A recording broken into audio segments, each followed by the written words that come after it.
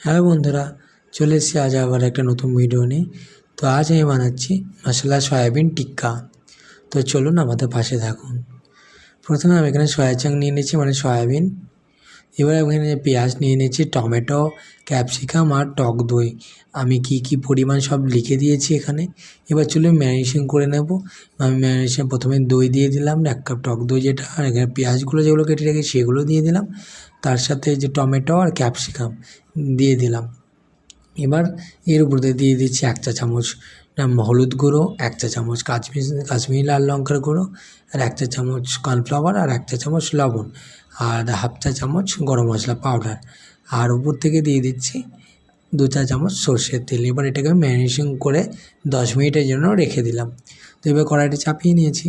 কড়াইয়ের মধ্যে 4 চা চামচ সর্ষের তেল দিয়ে দিলাম, তার সাথে শুকনো লঙ্কা, দারচিনির টুকরো। এবার এটাকে ভেজে নেওয়ার পর দিয়ে দিচ্ছি যে আমরা পেঁয়াজ পেস্ট করে রেখেছি 2টো বড়ো সাইজে, সেটা দিয়ে দিলাম। এবার উপর থেকে ভাজা হওয়ার পর দিয়ে দিচ্ছি 2 চা চামচ আদা রসুন পেস্ট, আর তার সাথে এবার দিয়ে দিলাম লবণ, 1 চা চামচ ধনে গুঁড়ো, 1 চা চামচ জিরে গুঁড়ো। এখানে উপর থেকে দিয়ে দিলাম 4টে কাঁচা লঙ্কা চিড়ে। এবার এটাকে ভালো করে কষিয়ে নিয়ে উপর থেকে দিয়ে দিচ্ছি সামান্য হলুদ গুঁড়ো। ভালো করে কষিয়ে একটু জল দিয়ে কষিয়ে নেব। এবার কষানোর হয়ে গেলে আমরা যেটা ম্যারিনেশন করে রেখেছিলাম সয়াবিনটা, সেটাকে দিয়ে দিলাম। এবার এটাকে দিয়ে আমরা তো 5 থেকে 6 মিনিট মতো ভালো করে কষিয়ে নিচ্ছি। আমার কষানো হয়ে এসছে। এরপর জলটা দিয়ে আমরা এটাকে 10 মিনিট মতো ঢাকা দিয়ে দিলাম।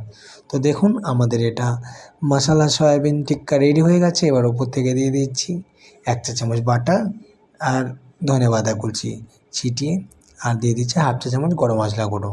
তো চলুন আমরা এটাকে নামিয়ে নেব। ভিডিওটি ভালো লাগলে অবশ্যই একটা লাইক, সাবস্ক্রাইব এবং কমেন্ট করে দেবেন, আর আমাদের পাশে থাকবেন। দেখা হবে নেক্সট ভিডিওতে।